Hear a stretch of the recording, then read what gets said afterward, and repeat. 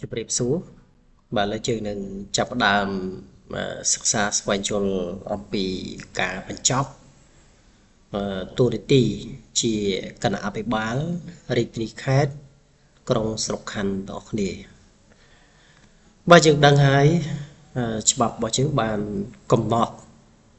នៅគេថារយៈពេលក្នុងកាន់តំណែង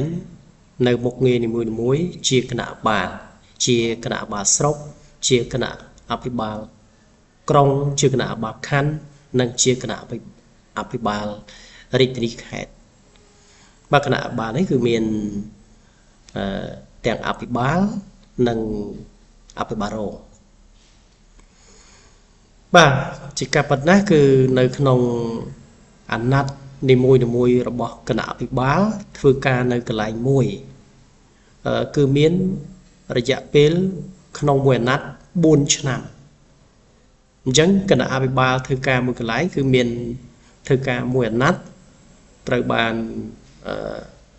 ផ្លាស់ប្ដូរទៅកាន់កន្លែងផ្សេងបាទទៅកាន់នៅរាជធានីខេត្តឬក៏ក្រុងស្រុកខណ្ឌផ្សេងប៉ុន្តែគាត់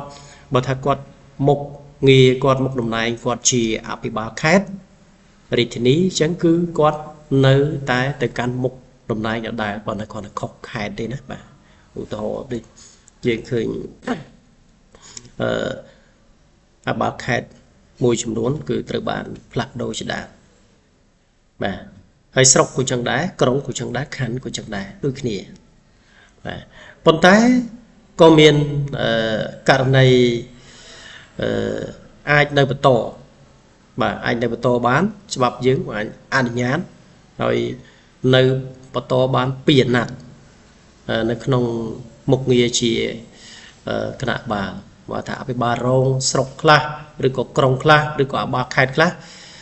គាត់អាចនៅក្នុងស្រុកនឹងបានក្នុងដែនដីដែលគាត់កំពុងតែនៅក្នុងមុខតំណែងហ្នឹងគឺបាន2អាណត្តិបាទ2អាណត្តិមានន័យថាមួយអាណត្តិ4ឆ្នាំអញ្ចឹងគាត់នៅ2អាណត្តិបាន8ឆ្នាំហើយมันអាចលើសទៅដល់3អាណត្តិទេបាទហើយមួយទៀតយើងមើលក្នុងនេះដដែលមិញគឺយើងបានថាការបញ្ចប់មុខតំណែងជាគណៈបាលមុនអាណត្តិ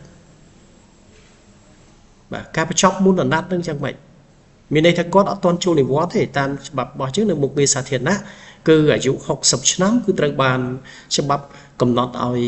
មន្ត្រីសាធារណៈចូលនិវត្តន៍ក៏ប៉ុន្តែអានេះគឺបញ្ចប់មុនអាណត្តិបាទមានន័យថាបញ្ចប់ទាំងគាត់មុនអត្រែតហើយបញ្ចប់ទាំងមុនគាត់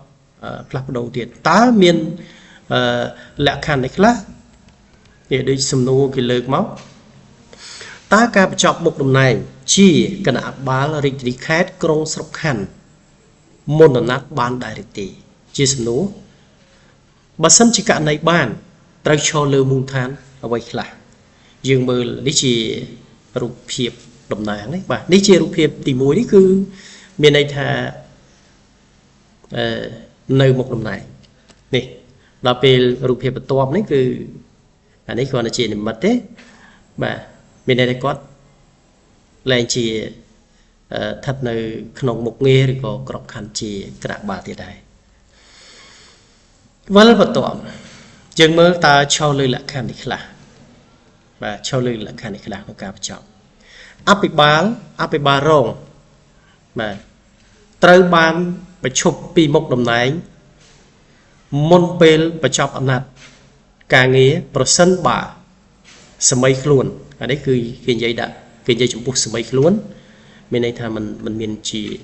ទុះតន់ឬក៏កំហុសទេសម័យខ្លួនដាក់ពាក្យសុំលាលែងជាលិលាអក្សរជូនទៅក្រសួងមហាផ្ទៃឬត្រូវបានដកហូតមុខតំណែង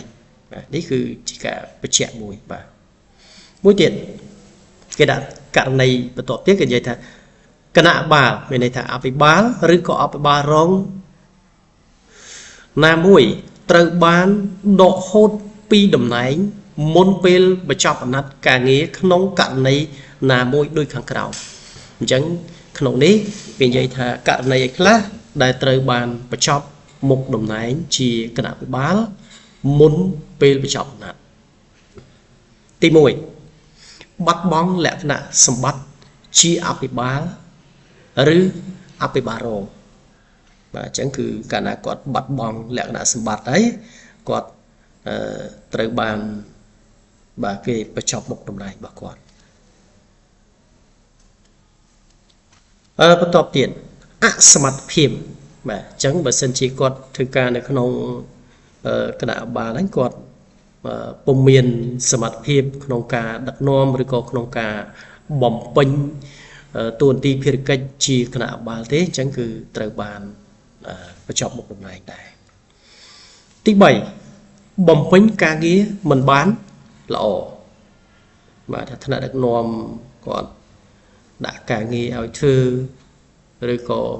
cả nghe với đâyក្នុងនាមជាគាត់កាន់ឈរកាន់ជាមុខតំណែងគណៈបាលហ្នឹងការងារគាត់បំពេញបានល្អគឺត្រូវបានដកហូតនឹងការបញ្ចប់មុខតំណែងពីគណៈបាលដែរ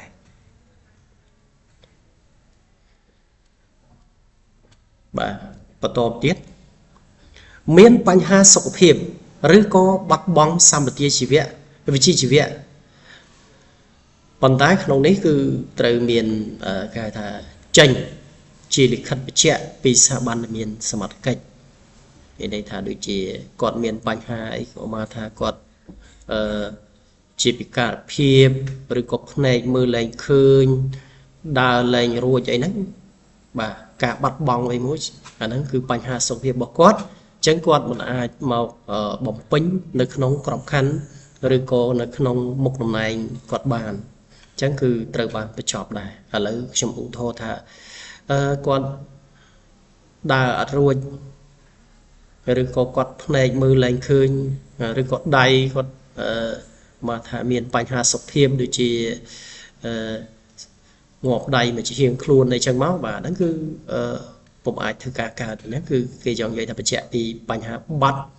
មានបញ្ហាសុខភាពឬក៏បាត់បង់សម្បត្តិជីវៈអញ្ចឹងគឺក្នុងចំណុចនេះគឺត្រូវបានបញ្ចប់ក្នុងមុខតំណែងដែរហើយចំណុចបន្ទាប់ទៀតគឺគាត់បោះបង់បាទគណៈបាលហ្នឹងគឺគាត់បោះបង់ការងារតែម្ដងបាទចង់និយាយថា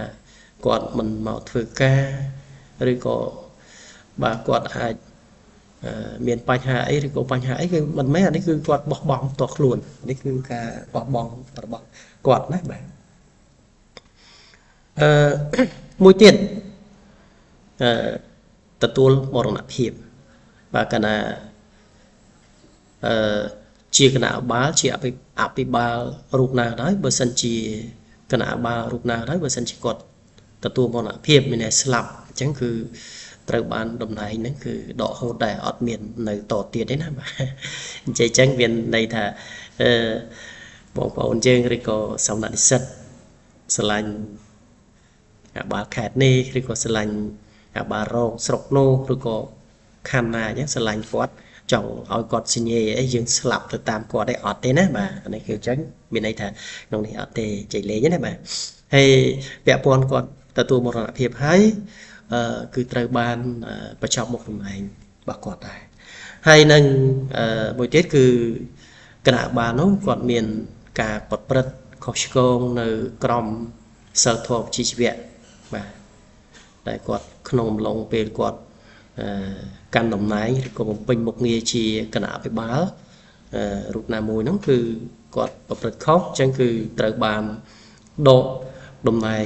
របស់គាត់ឬក៏បញ្ចប់តំណែងរបស់គាត់មុន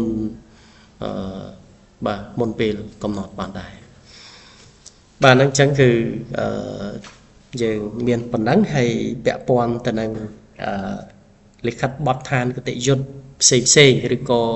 នីតិវិធីនៃការបញ្ចប់ការលុបអីយើងនឹងជួបគ្នានៅslideបន្ទាប់បាទសូមអរគុណណាស់បាទ